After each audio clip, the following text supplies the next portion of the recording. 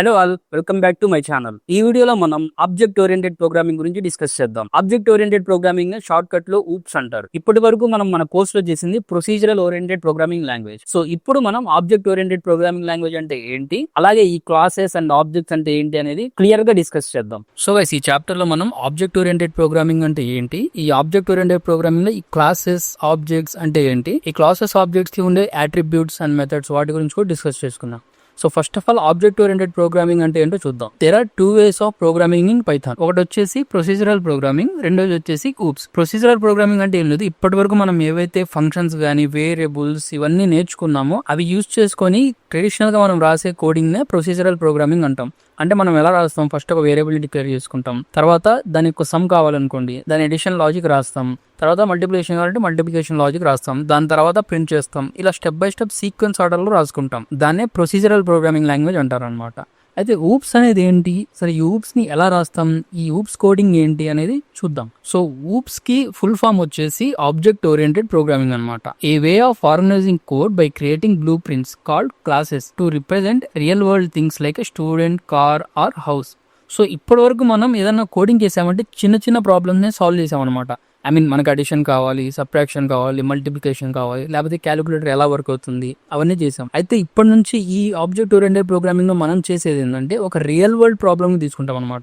If suppose student records కానీ, ఒక car design ఎలా చేస్తారు, ఆ కార్ ఎలా వర్క్ అవుతుంది, అలాగే హౌస్ బిల్డింగ్ ఎలా చేస్తారు, వీటన్నిటి మనం కోడింగ్ రూపంలో రాయడానికి ఈ ఊప్స్ కాన్సెప్ట్ అనేది యూజ్ అవుతుంది. అయితే ఈ ఊప్స్ కాన్సెప్ట్ ఎలా వర్క్ అవుతుందంటే ముందుగా మనకి ఏం కావాలి, ప్రోడక్ట్ అనేది ఏముంది, స్టూడెంటా, కారా, హౌసా అనేది చూసుకోవాలన్నమాట. ఆ ప్రోడక్ట్కి ఒక బ్లూ ప్రింట్ అనేది మనం తయారు చేయాలి. ఆ బ్లూ ప్రింట్నే క్లాస్ అంటాం. ఇప్పుడు ఒక బిల్డింగ్ కన్స్ట్రక్ట్ చేయాలనుకోండి, బిల్డింగ్ ప్లాన్ కావాలి కదా, దాన్ని బ్లూ ప్రింట్ అంటాం. అలాగే కోడింగ్లో మనం ప్రోగ్రామ్ చేయాలంటే మనకు కూడా ఒక ప్లాన్ కావాలి, ఆ ప్లాన్నే క్లాస్ అంటాం అనమాట. These blue prints help you create objects, individual examples of those things and define their behaviour. So ఈ బ్లూ ప్రింట్ని మనం యూజ్ చేసుకొని ఒక బిల్డింగ్ కడతాం. అలాగే కోడింగ్లో ఈ క్లాసెస్ని యూజ్ చేసుకొని ఆబ్జెక్ట్స్ని క్రియేట్ చేస్తాం. నెక్స్ట్ నేను మీకు ఎగ్జాంపుల్ కూడా చూపిస్తాను, మీకు ఇంకా క్లియర్గా అర్థమవుతుంది. సో కింద మనకి క్లాస్ అండ్ ఆబ్జెక్ట్స్ కూడా డెఫినేషన్స్ ఉన్నాయి. అయితే ఈ డెఫినేషన్ చూసే ముందు మీకు ఎగ్జాంపుల్ చూపిస్తాను. సో ఇక్కడ చూడండి, ఒక కార్ని ఎగ్జాంపుల్గా తీసుకుందాం. సో కార్ని తయారు చేయాలంటే ముందుగా మనకి దానికి డిజైన్ కావాలి, దాన్ని ప్రోటోటైప్ అంటాం అనమాట.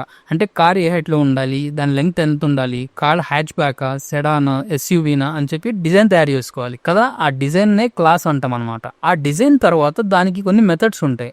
ఆ మెథడ్స్ ఏంటి, కార్కి డోర్ ఎలా ఓపెన్ అవుతుంది, ఐ మీన్ మనకు స్పోర్ట్స్ కార్కి అయితే పైకి ఓపెన్ అవుతుంది, నార్మల్ కార్కి అయితే సైడ్కి ఓపెన్ అవుతుంది, ఓకేనా. కొన్ని కార్స్ కి బ్యాక్ నుంచి కూడా డోర్ ఓపెన్ అవుతుంది. ఓకే, కార్ కి బేసిక్ థింగ్స్ ఏంది, వీల్స్ రొటేట్ అవ్వాలి, ఏసీ ఆన్ అండ్ ఆఫ్ అవ్వాలి, స్టీరింగ్ తిరగాలి, ఇవన్నీ ఉంటాయి కదా. ఇవన్నీ మెథడ్స్ అనమాట. ఈ మెథడ్స్ ఉంటేనే మనకు ఒక రియల్ కార్ తయారవుతుంది. ఇవన్నీ లేకపోతే బొమ్మ కార్ అవుతుంది కదా. తర్వాత అట్రిబ్యూట్స్. అట్రిబ్యూట్స్ అంటే కార్ హైట్ ఎంత ఉండాలి, కార్ లెంగ్త్ ఎంత ఉండాలి, కార్ కలర్ ఏంటి, ఇవన్నీ అట్రిబ్యూట్స్ అవుతాయి అనమాట. సో క్లాస్ అనే ఈ డిజైన్ తీసుకొని దాంట్లో ఉండే అట్రిబ్యూట్స్ అండ్ మెథడ్స్ ని కలిపి మనం ఒక ఆబ్జెక్ట్ తయారు చేస్తాం. ఆ ఆబ్జెక్టే మనకి రియల్ వరల్డ్ లో మనం యూజ్ చేసే కార్ అనమాట. సింపుల్ గా ఒక కార్ తీసుకుందాం, ఆ కార్ని తయారు చేయడానికి ఒక డిజైన్ కావాలి, ఆ డిజైనే క్లాస్. మనకి అట్రిబ్యూట్స్ అనే కాన్సెప్ట్ ఉంది. అట్రిబ్యూట్స్ అంటే ఏంది, కార్ ఏ కలర్ ఉండాలి, కార్ హైట్ ఎంత ఉండాలి, కార్ లెంగ్త్ ఎంత ఉండాలి, కార్ గ్రౌండ్ క్లియరెన్స్ ఎంత ఉండాలి, ఇవన్నీ అట్రిబ్యూట్స్. మెథడ్స్ అంటే కార్ని రియల్ టైమ్ లో మనం యూసేజ్ చేస్తాం కదా, అవి డోర్స్ ఓపెన్ అవ్వాలి, వీల్స్ తిరగాలి, స్టీరింగ్ రొటేట్ అవ్వాలి, ఇవన్నీ ఓకేనా. ఆబ్జెక్ట్ అంటే ఫైనల్ గా మనకి తయారైన ప్రొడక్ట్ అనమాట. ఫైనల్గా ఒక కార్ అనేది తయారైన తర్వాత దాన్ని ఆబ్జెక్ట్ అని మనం అనుకోవచ్చు. విఎస్ కోడ్లో కోడింగ్ చేస్తున్నప్పుడు ఇలాంటి ఎగ్జాంపుల్స్ నేను తీసుకొని ఎక్స్ప్లెయిన్ చేస్తాను. ఇప్పుడు మనం క్లాస్ అండ్ ఆబ్జెక్ట్స్ డెఫినేషన్ చూద్దాం. చూడండి, a class is a blueprint or template for creating objects. ఇందాక చెప్పాను కదా, బ్లూ ప్రింట్ అంటే ప్లాన్. ఒక కార్ని కానీ బిల్డింగ్ని కానీ కన్స్ట్రక్ట్ చేయడానికి, బిల్డ్ చేయడానికి మనకు కావాల్సిన బ్లూ ప్రింటే క్లాస్, ఓకేనా.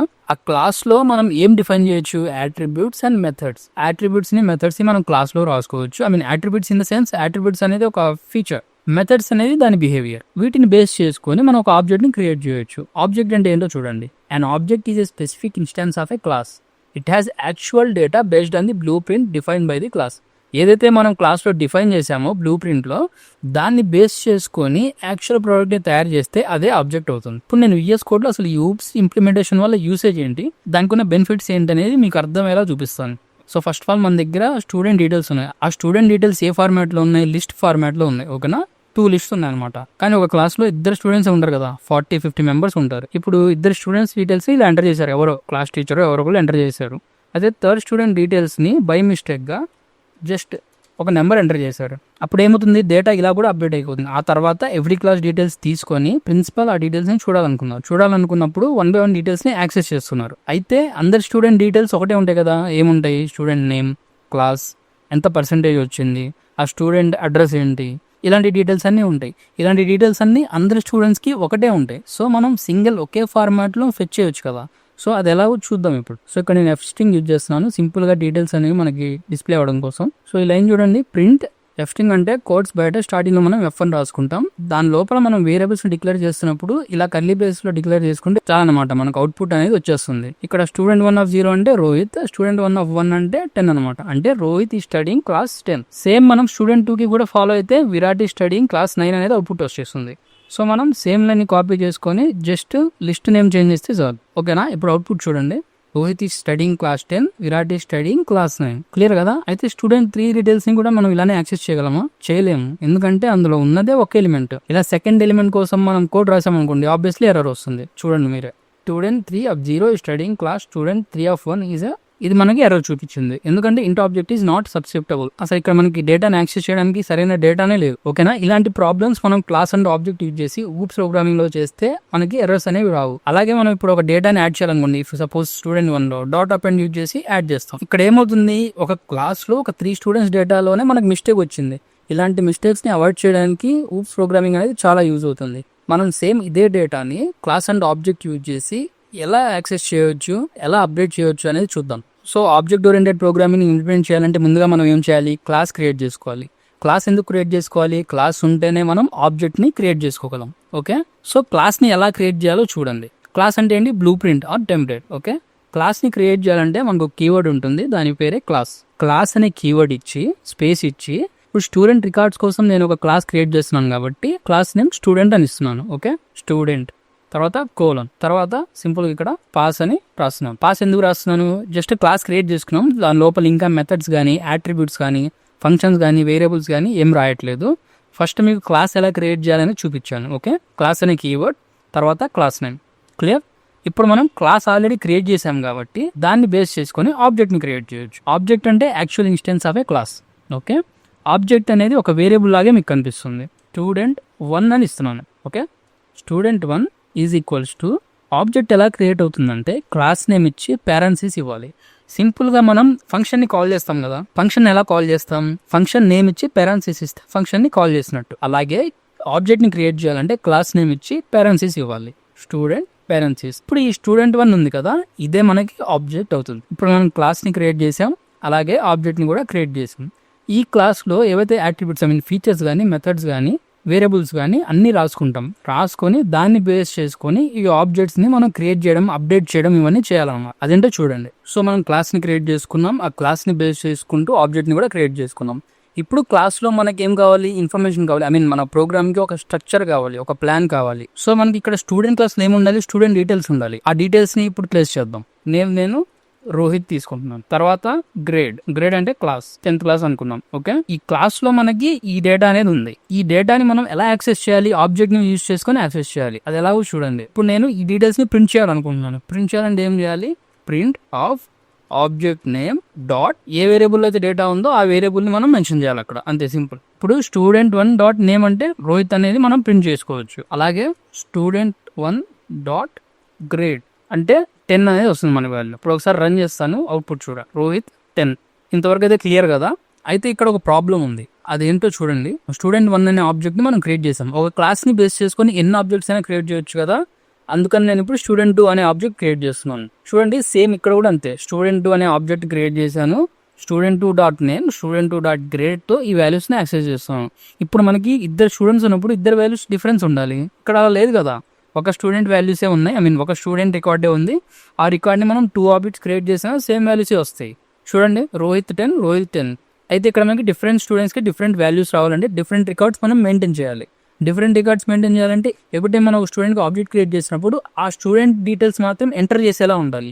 అది ఎలా ఎంటర్ చేస్తాం, ఫంక్షన్స్లో పారామీటర్ పాస్ చేసినట్టే ఇక్కడ కూడా మనం పారామీటర్స్ పాస్ చేయొచ్చు. రోహిత్ అనేది ఒక పారామీటర్, తర్వాత క్లాస్ 10 అనేది ఒక పారామీటర్. అయితే ఈ పారామీటర్స్ని తీసుకోవడానికి ఇక్కడ ఎలాంటి ఫంక్షన్ లేదు మన క్లాస్ లోపల. ఇక్కడ మనకి ఫంక్షన్ ఉంటే మాత్రమే మనం ఇక్కడ పారామీటర్స్ పాస్ చేసినప్పుడు తీసుకుంటుంది. ఇక్కడ మీకు స్టూడెంట్ ఆఫ్ రోహిత్ కామర్డెన్ అంటే ఫంక్షన్ కాల్ చేసినట్టే ఉంది చూడండి, కానీ ఇక్కడ ఇది క్లాస్ నేమ్తో పారామీటర్స్ని పాస్ చేసి ఆ వాల్యూని మనం దేనికి అసైన్ చేస్తున్నాం, ఆబ్జెక్ట్ నేమ్కి అసైన్ చేస్తున్నాం. అంటే ఇక్కడ ఆబ్జెక్ట్ అనేది క్రియేట్ అయింది మనం పారామీటర్స్ని పాస్ చేసేటట్టుగా. బట్ ఈ పారామీటర్స్ ఇలా పాస్ చేయాలంటే ఈ క్లాస్లో మనకి ఫంక్షన్ కావాలి. ఓకే, ఆ ఫంక్షన్ ఎలా రాసుకుంటాం అనేది ఇప్పుడు చూద్దాం. క్లాస్లో మనకి డేటా ఏం లేదు, అయినా కూడా మనం పారామీటర్స్ని పాస్ చేసాం. ఎందుకంటే క్లాస్ నేమ్ యూజ్ చేసుకొని మనం ఆబ్జెక్ట్ అయితే క్రియేట్ చేసాం కదా. సో వాల్యూస్ని కూడా ఇక్కడ మనం ఇన్సర్ట్ చేయాలని ట్రై చేసాం, బట్ మనకి ఎర్రర్ వస్తుంది చూడండి. అంటే ఇది ఏ పారామీటర్స్ని కూడా తీసుకోదు. ఎందుకు అంటే పారామీటర్స్ తీసుకోవడానికి అసలు అక్కడ మనం ఏ ఫంక్షన్ కానీ రాయలేదు. క్లాస్ లోపల మనం ఫంక్షన్ రాస్తే దాన్ని మెథడ్ అంటాం. ఓకేనా, క్లియర్ కదా. ఫంక్షన్కి మెథడ్కి డిఫరెన్స్ అదే. రెండు సేమ్ ఉంటే సేమ్ వర్క్ చేస్తాయి, ఒకేలాగా వర్క్ చేస్తాయి. కానీ క్లాస్ లోపల రాస్తే మెథడ్, బయట రాస్తే ఫంక్షన్. సింపుల్. అయితే క్లాసెస్లో మనం ఒక డిఫాల్ట్ ఫంక్షన్ అయితే రాయాల్సి ఉంటుంది. అదే ఇనిట్ ఫంక్షన్ అనమాట. ఇనిట్ మెథడ్ అంటారు దాన్ని. ఎలా రాస్తాం, డెఫ్ __ఇనిట్__. ఓకే, క్లియర్ కదా. దీంట్లో మనం పారామీటర్స్ రాసుకోవచ్చు. దీంట్లో డిఫాల్ట్ పారామీటర్ కూడా ఒకటి ఉంటుంది, అదే సెల్ఫ్. ఓకే, ఈ సెల్ఫ్ గురించి మీకు ముందు అర్థమవుతుంది, చెప్తాను నేను. తర్వాత మనకి ఇంకేమేం కావాలి, student name comma student grade. Clear కదా. తర్వాత ఇండెంటేషన్ ఫాలో అయిపోయి ఇక్కడ మనం self dot name is equals to student name అని ఇస్తాం. తర్వాత self dot grade is equals to student grade. ఇంతవరకు క్లియర్ కదా. ఈ సెల్ఫ్ ఏం చేస్తుంది అంటే వాల్యూస్ని ఇనిషియలైజ్ చేస్తుంది. ఇనిషియలైజ్ అంటే ఒక ఆబ్జెక్ట్కి క్లాస్కి మధ్యలో కనెక్షన్ లాగా యూజ్ అవుతుంది. ఇఫ్ ఇన్ కేస్ ఇక్కడ మీరు చూడండి, స్టూడెంట్ 1లో రోహిత్ అండ్ 10 అనేది మనం ఇచ్చాం. ఇక్కడ స్టూడెంట్ 2లో వేరే నేమ్ ఇద్దాం అనమాట, విరాట్ 9 అని ఇచ్చాం. ఓకే, ఇక్కడ మనకి క్లాస్ అనేది ఒకటే ఉంది. ఓకే, ఫంక్షన్ కూడా ఒకటే ఉంది. ఇక్కడ ఏం చేస్తుందంటే రోహిత్ 10 అనే వాల్యూస్ని ఫస్ట్ ఆఫ్ ఆల్ మనం ఇక్కడ ఆబ్జెక్ట్ క్రియేట్ చేసినప్పుడు పాస్ చేస్తున్నాం. ఓకే, ఈ వాల్యూస్ అనేవి ఎలా తీసుకుంటుంది, మనకి ఈ క్లాస్కి డిఫాల్ట్ ఫంక్షన్ ఏంటి, ఇనిట్ మెథడ్. ఓకే, దీంట్లో student name Rohit, student grade అనేవి 10లా తీసుకుంటుంది. తీసుకొని ఇక్కడ self dot name self dot grade అని ఇచ్చాం కదా మనం. ఈ వాల్యూస్ ఈ వేరియబుల్ నేమ్స్కి అసైన్ అయిపోతాయి. ఓకే, ఇప్పుడు మనం స్టూడెంట్ 1 అనే ఆబ్జెక్ట్ యూజ్ చేసి వాల్యూస్ని ఫెచ్ చేస్తున్నప్పుడు ఈ సెల్ఫ్ ఏం చేస్తుందంటే ఈ నేమ్ అండ్ గ్రేడ్ అనేవి స్టూడెంట్ 1కి సంబంధించినవి అని చెప్పి ఇనిషియలైజ్ చేస్తుంది, కనెక్షన్ బిల్డ్ చేస్తుంది. ఇప్పుడు మనం స్టూడెంట్ 1 డాట్ నేమ్ అని ఇస్తున్నాం. ఇక్కడ స్టూడెంట్ 1 డాట్ స్టూడెంట్ నేమ్ ఇవ్వట్లా. ఓకే, ఇక్కడ సెల్ఫ్ అంటే మనం ఆబ్జెక్ట్ 1ని యాక్సెస్ చేస్తుంటే సెల్ఫ్ అనేది ఆబ్జెక్ట్ 1 అయిపోతుంది. ఓకే, ఆబ్జెక్ట్ 2ని మనం యాక్సెస్ చేస్తే సెల్ఫ్ అనేది ఆబ్జెక్ట్ 2గా వర్క్ అవుతుంది. సింపుల్. ఇక్కడ మనం స్టూడెంట్లో రోహిత్ అండ్ 10 ఇచ్చాం. ఎప్పుడు ఆబ్జెక్ట్ 1 క్రియేట్ చేసినప్పుడు ఇచ్చినప్పుడు స్టూడెంట్ నేమ్ స్టూడెంట్ గ్రేడ్ అనేవి self dot name self dot గ్రేడ్కి అసైన్ అయిపోతాయి. తర్వాత మనం student 1 dot name student 1 dot grade అని ఇస్తున్నాం. ఓకే, మీరు క్లియర్గా అబ్జర్వ్ చేస్తే సెల్ఫ్ ప్లేస్లో స్టూడెంట్ 1 ఉంది. తర్వాత విరాట్ 9 ఇచ్చాం, అప్పుడు సెల్ఫ్ ప్లేస్లో స్టూడెంట్ 2 ఉంటుంది. క్లియర్ కదా. ఒక ఆబ్జెక్ట్కి క్లాస్కి మధ్యలో కనెక్షన్ బిల్డ్ అవ్వాలంటే సెల్ఫ్ అనే పారామీటర్ బై డిఫాల్ట్గా మనం యూజ్ చేయాలి. ఇక్కడ సెల్ఫ్ అనేది బేసిక్గా అందరు యూజ్ చేస్తారు, బట్ ఆ సెల్ఫ్ బదులు మీరు వేరే ఏమైనా ఇచ్చుకోవచ్చు అనమాట. ఓకే, ఈ ఇనిట్ మెథడ్ని మనం కన్స్ట్రక్టర్ అని కూడా అంటాం. సో ఇప్పుడు చూడండి, డిఫరెంట్ రికార్డ్స్ని మనం మెయింటైన్ చేయాలంటే ఒక మెథడ్ క్రియేట్ చేసుకోవాలి. బై డిఫాల్ట్గా క్లాస్లో ఫస్ట్ మెథడ్ వచ్చేసి కన్స్ట్రక్టర్ అవుతుంది. ఆ కన్స్ట్రక్టర్ ఎలా డిఫైన్ చేస్తాం మనం, డెఫ్ __ఇనిట్__. సెల్ఫ్ అనే కీవర్డ్ బై డిఫాల్ట్గా యూజ్ చేయాలి. తర్వాత పారామీటర్స్ ఏవైతే మనకు కావాలో అవి పాస్ చేసుకుంటాం. పాస్ చేసుకొని self dot name self dot grade అనే వేరియబుల్స్కి మనం అసైన్ చేసుకుంటాం.